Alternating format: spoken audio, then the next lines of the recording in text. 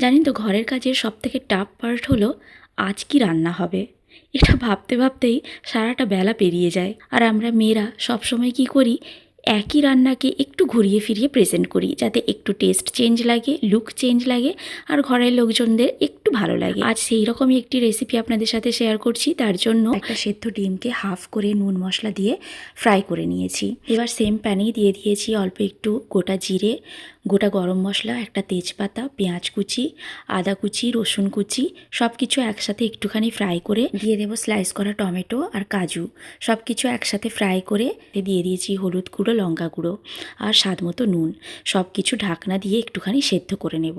সেদ্ধ হয়ে গেলে সাইডে রেখে ঠান্ডা করে নেব। এই রেসিপিতে আমার আর লাগবে পালং শাক।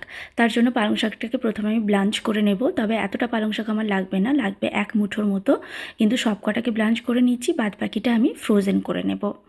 আর এই মশলাটাও এখন ঠান্ডা হয়ে গেছে। এবারে এটাকে একটা স্মুথ পেস্ট বানিয়ে নিলাম। এবার এই পেস্টটাকে একটা ছাঁকনি দিয়ে ভালো করে ছেঁকে নেব যাতে এই ছিবড়েটা ফেলে দিতে পারি। এই ছিবড়েটা ফেলে দিলে একটা স্মুথ গ্রেভি তৈরি হবে। এবার এক মুঠো পালং শাক নিয়ে সেটাকেও একটা পেস্ট বানিয়ে নেব। জল দেওয়ার কোনো প্রয়োজন নেই। এবার রান্নার জন্য একটা প্যান গরম করে তাতে 1 চামচের মতো বাটার দিয়ে দিয়েছি কিছুটা পেঁয়াজ কুচি, সেটাকে ভেজে নিয়ে দিয়ে দিলাম আদা রসুনের পেস্ট। একটু ভেজে নিয়ে দিয়ে দিলাম লঙ্কার গুঁড়ো। আর এবার দিয়ে দিচ্ছি যে টমেটো পেঁয়াজের পেস্ট বানিয়ে রেখেছিলাম সেটাকে একটু নেড়ে চেড়ে দিয়ে দিলাম পালং শাকের পেস্টটা। ভালো করে নেড়ে চেড়ে মিক্স করে নিলাম। তারপর দিয়ে দিলাম কিছুটা ফ্রেশ ক্রিম। মিক্স করে দিয়ে দিলাম 1 চামচের মতো চিনি।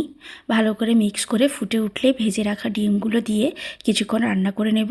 তারপর শেষে কাসুরি মেথি ছড়িয়ে নামিয়ে নেব। এটা আমি সার্ভ করেছিলাম স্পিনাচ গার্লিক নান দিয়ে, যার রেসিপি আমার চ্যানেলে অলরেডি আপলোড করা আছে, লিঙ্ক ডেসক্রিপশানে দেওয়া আছে।